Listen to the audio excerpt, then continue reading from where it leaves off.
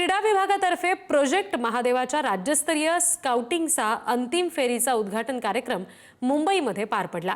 ग्रामपातळीपासून सुरू झालेल्या या निवड प्रक्रियेमध्ये हजारो खेळाडूंनी सहभाग घेतला।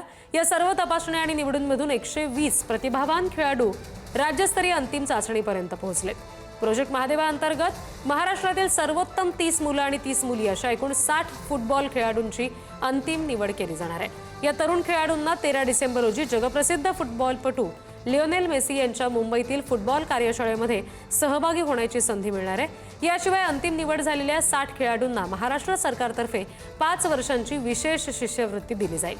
महाराष्ट्राचे मुख्यमंत्री देवेंद्र फडणवीस यांच्या दूरदर्शी नेतृत्वाखाली राज्यातील विशेषतः ग्रामीण भागातील फुटबॉलपटूंचा हा सगळा गौरव करण्यात आलाय।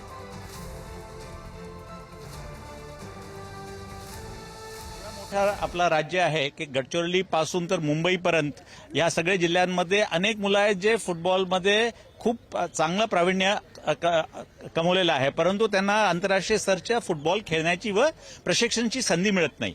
तर ह्या प्रोजेक्ट महादेवाच्या माध्यमातून आपण स्काउटिंग प्रत्येक 36 जिल्ह्यात केलं।